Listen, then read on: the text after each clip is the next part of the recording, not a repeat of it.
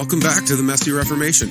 My name's Jason Ruis. I'm the lead pastor at Faith Community CRC in Beaver Dam, Wisconsin. My co-host is Willie Cronky. He's a member at Pease CRC in Pease, Minnesota. We're just a couple of guys who love the Christian Reformed Church and want to see Reformation happen in our denomination. But we realize that whenever Reformation happens in the history of the church, things get messy. And after this past synod, and looking forward to this next synod, things are really starting to get messy in the Christian Reformed Church. So we're taking the opportunity to have conversations with pastors throughout the Christian Reformed Church to find out what's going on in our denomination, but also to talk about what Reformation might look like. If you haven't already, take a moment, click subscribe so you don't miss any of our upcoming content. We're dropping episodes every single Sunday evening. We also want to say thank you to everyone who sponsored us on Patreon.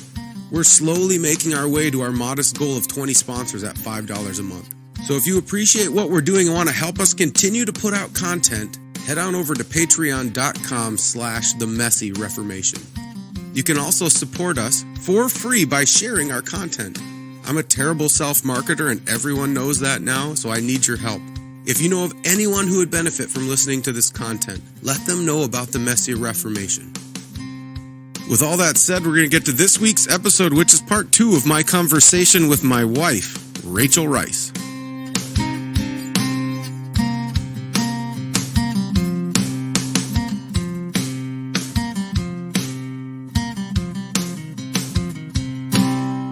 But often when you look at the stories, if you leave them as they are,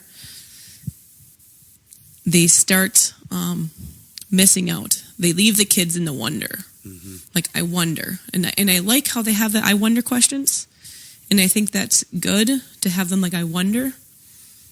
But then they let every answer to sustain and stay there. Like, I wonder. You're like, that could be right. Like, no, that's wrong. Mm-hmm. Like, we have to be okay with telling somebody that's wrong. Yeah. And so they stay in the I wonder and they don't finish it. They like start it out and they kind of like show them a little bit of, in a little taste, because they want them to come back wanting more, but I feel like they don't finish the story. Yeah. And so that's where I feel like, so we just started doing this children in worship curriculum, and I didn't even know really what to expect. I just knew I had been a part of it a couple times beforehand.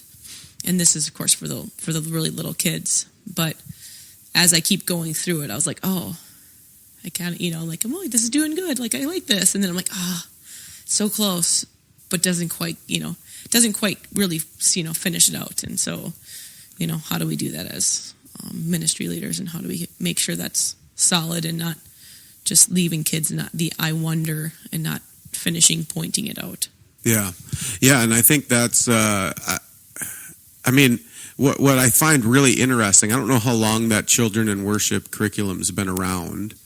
But did you experience, did you feel similar stuff when you were teaching Little Lambs as well? Did it have similar kind of issues?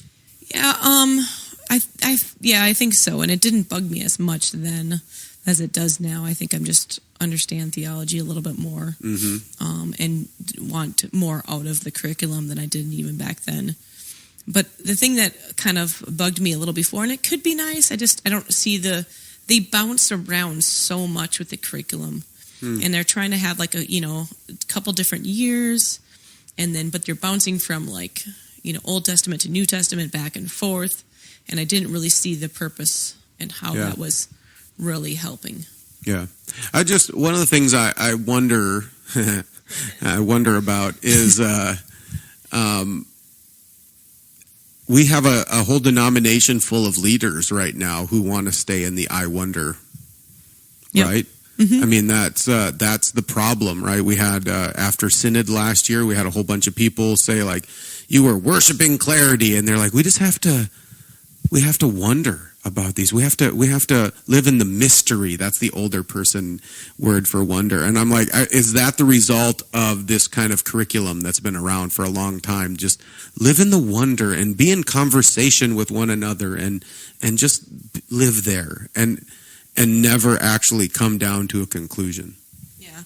I mean, I have a hard time just with all these curriculums in general too, because we only see these children so many Sundays a year. And so most often you're seeing them only through the school year, and then you're off for holidays, which is good. I mean, we can't push our ministry leaders beyond, where they can be. But you have them, so you only have so many times where you can get in, and there's a lot that's in the Bible. Mm-hmm. And I think that falls primarily on the parents. They should be teaching the parents, the three-legged stool. I mean, it is a key thing. Mm-hmm. So, but if all you ever get are, 20 Sundays, that's not a lot you can get in there. Yeah. And so you're gonna miss out on things, and you're gonna just, most often I feel like they just hit the big stories, Joseph and Moses and Noah, and you don't really get to the deeper things. I feel like once they start getting into school, and if you're able to do it at home, that's where you can get our kids studying things that bring the tough questions, not the easy ones. Yeah, I mean, I don't know. I mean, I've never taught really little kids Sunday school. Do they hit Judges? No. Yeah. So, it may be Samson, because that's kind of a fun story, but they're not really diving into like God's people spiraling out of control. No. Right? They're not talking about that. They're like, ooh, Samson, he's a big, strong guy. That's kind of a fun story. Let's tell the kids about that. But they're not like, God's people got so bad that one guy chopped up a prostitute into 13 pieces and sent it out to right? There's so many times in the Old Testament where and they went off and they were bad. Yeah. And they were bad. They did what was right in their own eyes. And they did that again.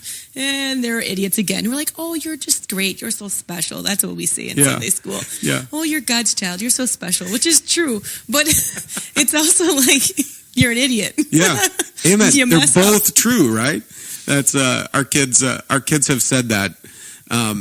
They've come home from different chapel messages or whatever, and they're like, it was somebody telling us how special we are again, and they're like, I'm kind of tired about hearing the whole like, you're special. There's more. I want more than that. Yeah, you often have like the promises of God, or who God says you are, and yeah, and that's like, those are important things, and we are valuable, right? We are made in the image of God. Like, none of that's false, but I think we've just become so unbalanced on it that, and this is really one of the things that I've been thinking about a lot this week. This is kind of a preview. Actually, I guess when this comes out, I'll have already preached my sermon. But my sermon this Sunday is on the last part of John chapter 6, where Jesus had fed the 5,000. He walked on water. The people talked to him. He talked to them about him being the bread of life. They need to feed on his flesh. They need to drink his blood. And then their response to him is, Jesus, that's a really hard saying. Who can listen to it? And it's not saying hard like that's difficult to understand. The word hard is actually, I can't remember, skleros, and it means harsh, offensive, mean, violent. And so they're like, Jesus, that was really mean what you just said. That was really harsh. And Jesus doesn't go, oh, I'm really sorry. He says, you think you're offended by that? Wait till you see what's going to happen in a little bit. You're really going to be offended. And then he goes off, and then they all leave him. And then he looks at his disciples and he says, you guys want to go too? He's not like this needy person out there. But anyways, one of the things in the midst of that, I was thinking about, and actually I did want to talk about this today, so we'll talk about it. Jesus wasn't afraid to offend people. And when he did offend people, he actually just doubled down on offending them. And he said, oh, you think that's offensive? Let me show you something else that's really going to offend you. And in the midst of that, Calvin says, it's a failure of the church. This is a paraphrase. It's a failure of the church when they try to remove the offense of the gospel. And that's what I think we're trying to do, right? In our children's programs, we're trying to remove anything that's kind of offensive, and we're just trying to make it all nice, light, and fluffy, right? I remember you did a children's message at church one time on David, and David killing Goliath. And you didn't leave out the part where David cut off Goliath's head and held it up. And I loved that. I got so excited because nobody ever talks about the part where David hacked his head off and held it up, But that's part of the story. And that's offensive to some people, right? And the moment the church tries to make the gospel, or even the biblical teachings, which is the gospel, makes that unoffensive, for one, it's an impossible task because it will always be offensive. Calvin has this really great line where he says, non-believers can suck gall from honey, and they can suck venom from the sweetest plant. He said, like, there's nothing you can do to make the gospel unoffensive. And yet, that's one of the things we've been trying to do over and over and over again. In the Christian Reformed Church, we've tried to be culturally relevant, which just means we're going to water everything down, trying not to offend anybody by it. And we still offend them, and there's no power anymore. Yeah. And so, I don't know, it's one of the things that I think we just need to be able to, I wish we could all be more like Jesus. and like the real Jesus, right? Like not the Jesus that kind of floats above the ground a little bit, but the Jesus that really ticked people off a lot. Of course he was nice and gentle. I get all of that, and I probably overemphasize the other side because there's so many people who can't imagine Jesus clearing the temple with a whip and whipping people. Like he did that.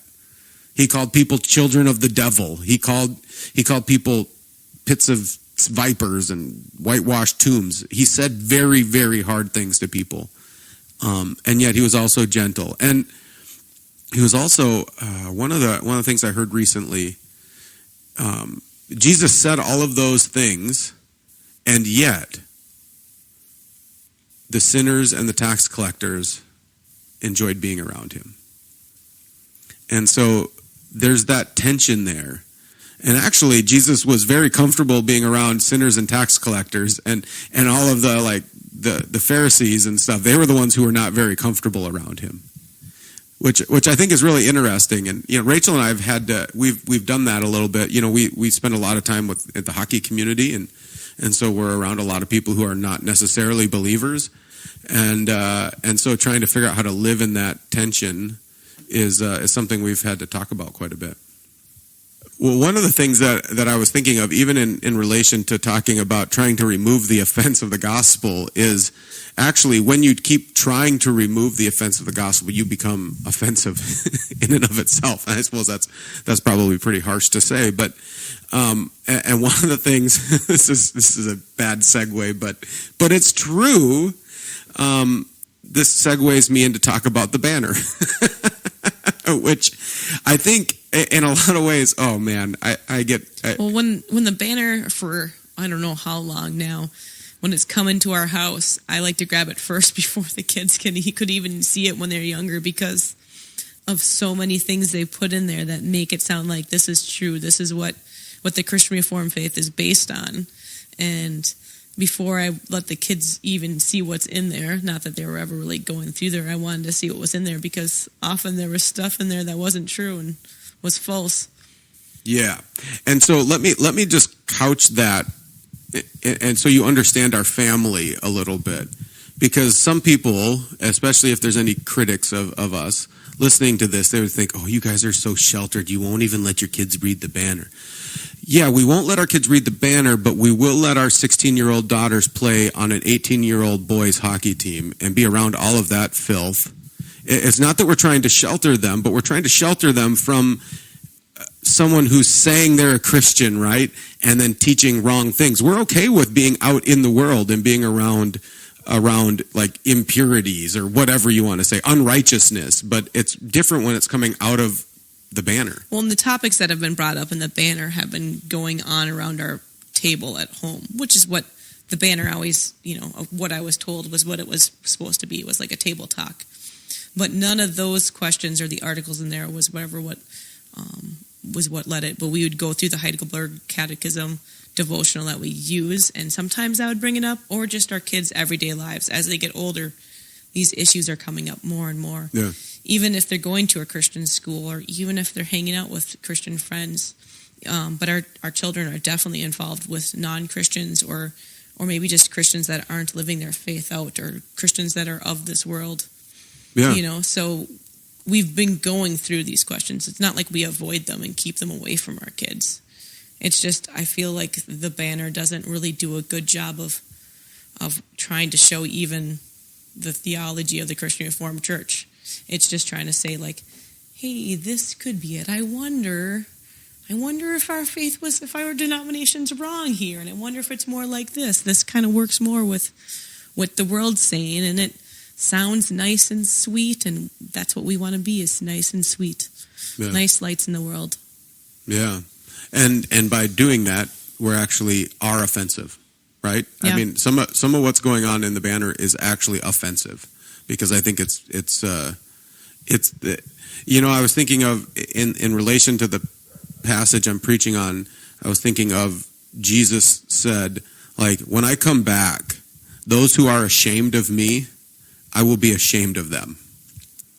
And I think the same thing would go, like, those who are offended by me and who are offended by my teachings, which they are one and the same. Jesus and his teachings are one. Those who are offended by those things, I'm going to be offended by them.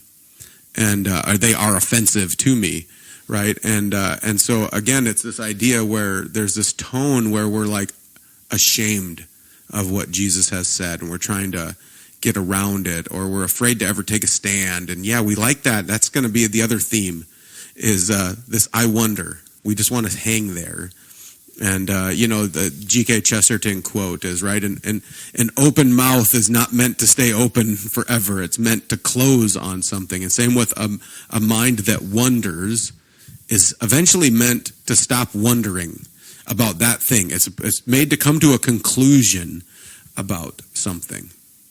Yeah, and thinking now, we should have probably tried taking the banner with our kids, and especially as they were getting older, having them like look at the articles and circle the things they see in there that are maybe looking like they have authority that they don't really have an authority, right? I mean, it makes me think of something our kids were listening to, and there was a buzzer going off every time there was assumptive language being used. So if it was something like that, or have them look through and see where they're leaving, what kind of, have them ask themselves, what are they trying to do here, or what do you see them doing here?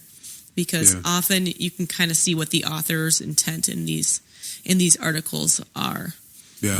One of the things I used to really enjoy about the banner was when they would put different articles in about churches and the different ministries they've done. And so different churches get quite creative with, like, the washing machines that they would have for their community, different ways that they'd reach in. And I don't even know if they do that anymore. Maybe they do. But I feel like they had a good emphasis of what churches were doing. And I know sometimes it could look like just a place to put, like, whoa, look what we're doing.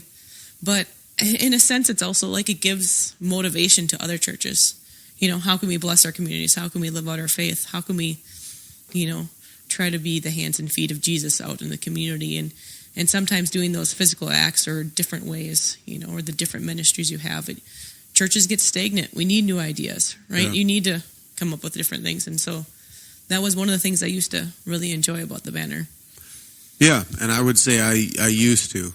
And I don't want to rag on, but one of my frustrations has been all of those stories now all have a very much of an agenda behind them now.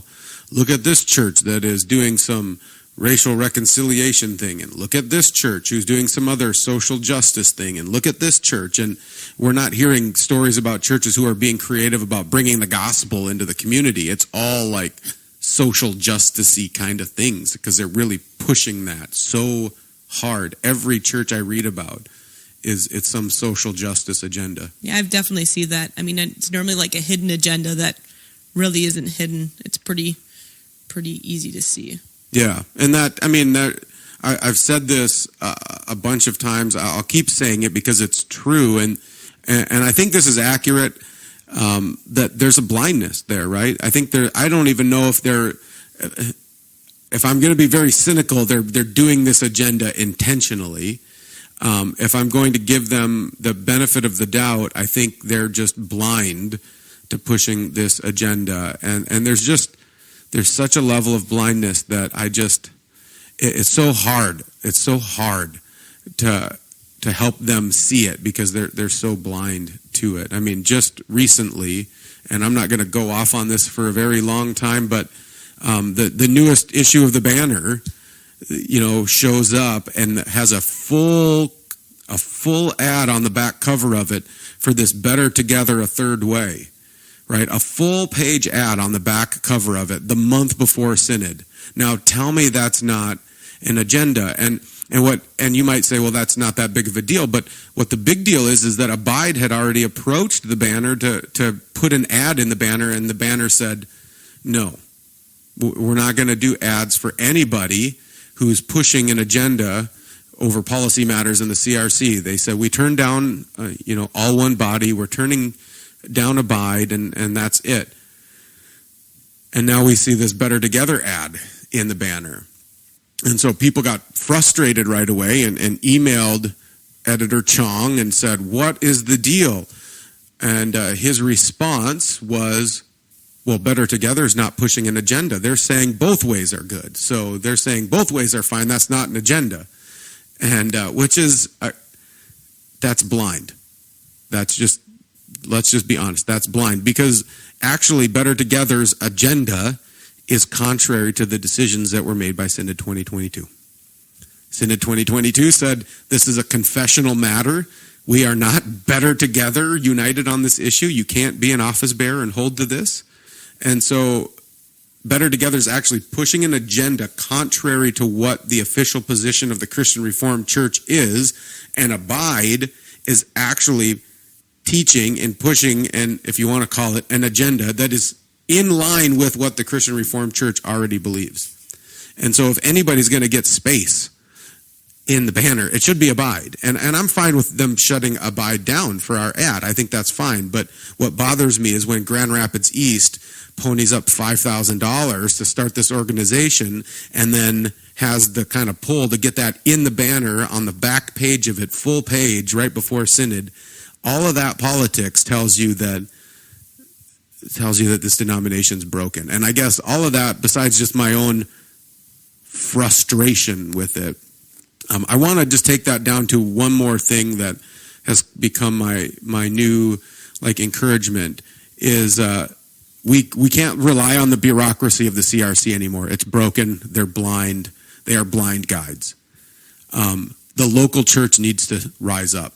And the local church needs to be empowered. The local church needs to get involved. Start raising up leaders. Start creating our own Sunday school material that's actually good. Start discipling our kids. Let's start doing the work and stop relying on the denomination, because they're not going to do it. Hopefully, after Synod 2023, we'll make some really helpful decisions and some things will start changing in the denomination, I think. But for right now, the local church needs to raise up and step up and be leaders in the church today. Definitely. Yeah. So, I mean, what are your thoughts looking forward to the Christian Reformed Church? You got to kind of walk with me leading up to Synod last year, coming out of Synod. Actually, I came out of Synod last year. I didn't feel too beat up, wore out, and exhausted. I have a feeling this year is going to be a little different. What do you think? Yeah, I think this year will definitely be a little bit more rough on you, just physically, mentally, and spiritually, because there's going to be a lot more in it. But, definitely hopeful for, what's going to happen here at Synod. I mean, God's will is, God's will. He's in charge no matter what. So, but we have these hopes and goals in mind, what's going to happen with the CRC after this. So sometimes I feel skeptical. Mm-hmm. So there's times where I'm thinking it's not going to go the way we want it to go. Mm-hmm. It's just going to, I don't know. And people it's just going to kind of go back and forth and keep flopping. But I've seen and heard about a lot of people that have good, strong theology that feel the same way you do and we do. And so that definitely does make me hopeful. But there are still a lot of people who even have strong theology that feel like you have to be nice, and they don't want to be mean, and they don't want to hurt somebody's feelings. Mm-hmm. And so that's sometimes making a decision that's hard is hard when you know it's going to hurt somebody's feelings. I was just on jury duty, and It's going to hurt somebody's feelings if you find them guilty. It's going to, you're going to mess with somebody's life, but that can't change why you're going to make a decision if that's the decision that needs to be made. Yeah. But I feel like everybody struggles with that. Yeah. Yeah, I mean, the joke has been, right, it's the 11th commandment, be nice.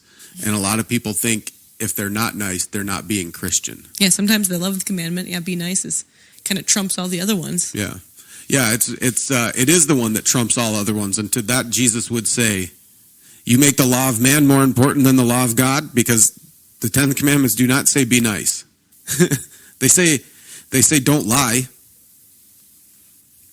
They say don't commit adultery, don't murder, don't hate your brother, don't covet, right? But it never says be nice.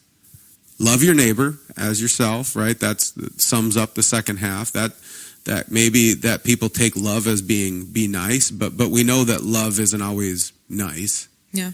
I mean, you're married to me, so. I mean, definitely when you're a parent, you realize sometimes loving your kids is not always being nice to them. Yeah. And so we're kind of gearing up here for Synod 2023. We just found out all the program committee stuff is all public now, and so I think it's fairly public that I'm chairing Advisory Committee 8, which is the committee overseeing the discipline of Neeland Avenue. Really, it's overseeing all the overtures about Gravamina, the In Loco Committee, and all the overtures calling for discipline of Neeland, and so on and so forth. So we've got a huge committee, so I'd be just encouraging all of you guys to be praying for me and that committee as we prepare, as we read through 40 overtures and prepare to figure out the best path forward for the denomination. Pray that the Spirit would lead. And so 40 overtures just for your group? Just for mine. That's a lot. Yeah. Yeah. In how many days? Well, the advisory committee gets like 2 days to deal with it. I mean, ours won't. Ours will go throughout the week, I'm sure. So, okay. But still. Yeah, it's a lot. Yeah, so we got to do a lot of work ahead of time. We got to come and then we got to work through all of these overtures and then come up with recommendations moving forward. So the human sexuality, there's a whole nother advisory committee that's just centered on human sexuality stuff, all the overtures that were written in response to last year's decision. And so they have a lot too. I think they have around 30 something overtures as well to deal with. So that's another really big one. But yeah, so just a lot of prayers for us leading up to it. But I'm hopeful.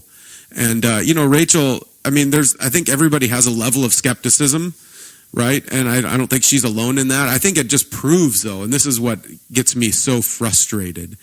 The votes at Synod 2022 were so overwhelming, right? 70 to 30, over 70% to less than 30%. And I wouldn't have believed that because you kept telling me these type of numbers beforehand, and because of the voices that I heard, I was thinking like, oh, you're just hopeful. Yeah. And so it was quite surprising for me for the numbers to actually be there, and it was, refreshing to know. Yeah, and I'm assuming that they will be close to that this year. I'm probably not quite as much because I think the progressives are doing a big push trying to get their delegates in. They did a big push, but I'm guessing. I'll just say it right now so you can hear. But I'm guessing we'll be 65% Orthodox delegates, 2/3, and I've been saying that for a very, very long time. And it frustrates the daylights out of me that most people are actually very cynical about the future of the CRC. And it's because our leaders and our publications and all of that do not represent the local church. That's my big frustration. That's one of the reasons why we started this podcast. That's one of the reasons why Abide has been writing articles, is because the upper people in the denomination, the banner, the leaders, they don't actually represent the rest of the church.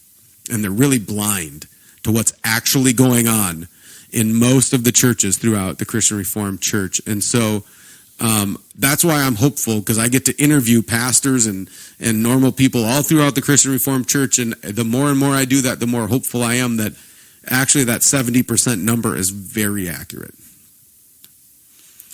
So the bigger question is, since I've got this really difficult committee coming up here, how nice are you going to be to me leading up to Synod and then coming out of Synod? Like, what nice things are you going to do to support me and help make my life a little bit easier in such a difficult and trying time? I think this is the whole reason you want to do this interview now, so I have time to try to think of doing something. Or at least I'll feel guilty because the Catholic theology will come back a little bit. So afterwards, I'll probably be just a little bit nicer, I suppose. The things we do to get our spouse to do nice things for us, we get them on a podcast and pin them down right at the end. There we go. No, I mean, normally it's hard when you're gone, right? Yeah. Yeah. Yeah, and it'll be hard when I'm gone, and I'll come back exhausted, I think, this time. And that's always hard, too, anytime you go on these type of, trips or different things. When you come back, and you come back exhausted, and I'm exhausted, and so it's hard to get that. But now our family's older, so that helps out. Yeah, it changes a little bit. Mm-hmm. So. Yeah, I think just kind of the final word for the podcast is two things. Have a little stubbornness in your life. That's a good thing. The right kind of stubbornness. The right kind of. Okay, we'll say determination. And you need to be able to be corrected. Yes. Right? So if you're going to be stubborn, you're going to have to be able to be corrected and take that correction. Yeah. Which you're really good at. I'm not as good at it. but you're really good at it. And that's why your stubbornness turns out to be probably a healthier stubbornness than my stubbornness. So be stubborn and be ready to repent, right? That's be ready to repent of your stubbornness when it goes wrong. But that's a huge thing in the Christian life in general. Second one, don't stay with I wonder. Take some time to wonder. That's a good thing. Take some time to think, be curious, to let your mind wander, to try to figure out, to try to think creatively about application of Scripture. But then you have to finally dock the boat somewhere. Yeah, don't stay in that I wonder. That's what. And don't be afraid of it either. I think some people are afraid of being in the I wonder. That's not going to be helpful either. But so be a little stubborn. Be ready to repent. Don't stay in the I wonder. Pray for Jason. No, don't just pray for me. Pray for the future of the Christian Reformed Church. Pray that Synod would continue to be faithful to God, that we would do His will, and that God's name would be lifted up and glorified, that His kingdom would come and His will would be done on earth as it is in heaven, and that would be done through the Christian Reformed Church, that we would be reformed in a positive way, and that we would move forward in a way that brings glory and honor to our God. That's all we have for this week. If you want to help us out and support the Messy Reformation, another thing you can do is head on over to themessyreformation.com. Look in the menu bar and find Join the Reformation. By clicking on that, you can sign up for our newsletter where you'll get episodes sent right directly to your email inbox, and it will give us the opportunity to communicate with our audience, which is one of the biggest struggles of a podcast. So head on over there and sign up for our newsletter. Now, stay tuned next week for our conversation with Todd Zeidema and President Hoekstra from Dordt University. But until then, don't forget this is Christ Church, and He bought it with His blood. And we've been warned that wolves will come in trying to destroy the flock. So keep a close watch on your life and on your doctrine. Preach the word in season and out of season. And keep fighting the good fight in this messy Reformation.